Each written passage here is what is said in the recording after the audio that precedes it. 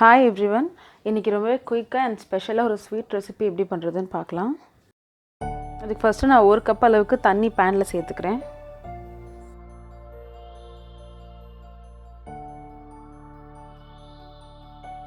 அது கூடவே நான் ஒரு 1.25 கப் அளவுக்கு சர்க்கரை சேர்த்துக்கிறேன்.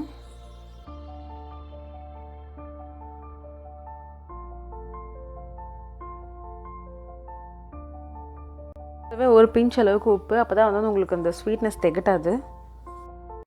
இந்த சர்க்கரை தண்ணியில் கலந்து ஒரு கம்பிப்பதம் வர வரைக்கும் காய்ச்சிக்கலாம். பார்த்தீங்கன்னா சர்க்கரை கரைஞ்சு இந்த சிரப் வந்து கொஞ்சம் திக்காக ஆரம்பிக்குது. இந்த ஸ்டேஜில் வந்து நான் 1 டீஸ்பூன் அளவுக்கு நசுக்குன ஏலக்காய் சேர்த்துக்கிறேன். கூடவே வந்து கொஞ்சமாக ரோஸ் வாட்டர் சேர்த்துக்கிறேன் தேவையான அளவுக்கு. சேர்த்து நல்லா மிக்ஸ் பண்ணிக்கிட்டே இருங்க.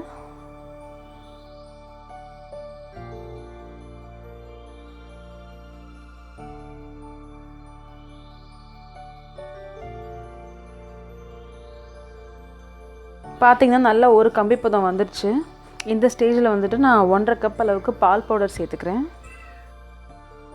இது கூடவே பொடியாக நறுக்கின பாதாம், முந்திரி, பிஸ்தா இது எல்லாமே வந்து 2 டேபிள் ஸ்பூன் சேர்த்துக்கலாம். அதே மாதிரி 2 டேபிள் ஸ்பூன் அளவுக்கு கருப்பு கலர் காஞ்ச திராட்சை சேர்த்துக்கிறேன்.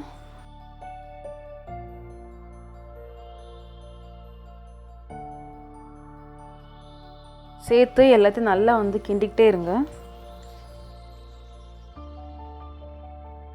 பால் பவுடர் வந்து பார்த்திங்கன்னா மற்ற நம்ம மாவு கலவை மாதிரி ரொம்ப நேரம்லாம் ஆகாது, ஜஸ்ட் டக்குன்னு ரெடி ஆகிடும். ஸோ விடாமல் கிண்டிக்கிட்டே இருங்க.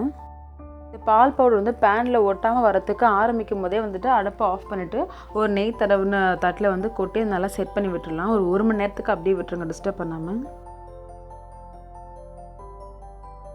கண்டிப்பாக வந்து இது ஒரு 1 hour வந்து அப்படியே ஆற விடணும். அதுக்குள்ளே எடுத்திங்கன்னு சொன்னாக்கா வந்துட்டு உங்களுக்கு கொஞ்சம் ஃபட்ஜ் மாதிரி இருக்கும். ஸோ 1 மணி நேரத்துக்கு அப்புறம் பார்த்திங்கன்னா கரெக்டாக செட் ஆகிருக்கும். ரொம்பவே டேஸ்டியான அண்ட் குயிக்கான ஒரு ஸ்வீட் ரெடி. சில டைமில் வந்து கெஸ்ட்லாம் வராங்கன்னு சொன்னாக்கா அந்த டைமில் வீட்டில் வேறு எதுவும் இல்லை, பட் பால் பவுடர் இருக்குன்னு சொன்னால் நீங்கள் இதை உடனே பண்ணிடலாம். ரொம்ப ஈஸியாக அண்ட் சாப்பிட்றதுக்கு பார்த்தீங்கன்னா உங்களுக்கு ரொம்பவே நல்லாயிருக்கும். ஸோ கண்டிப்பாக ட்ரை பண்ணி பாருங்கள். தேங்க்ஸ் ஃபார் வாட்சிங்.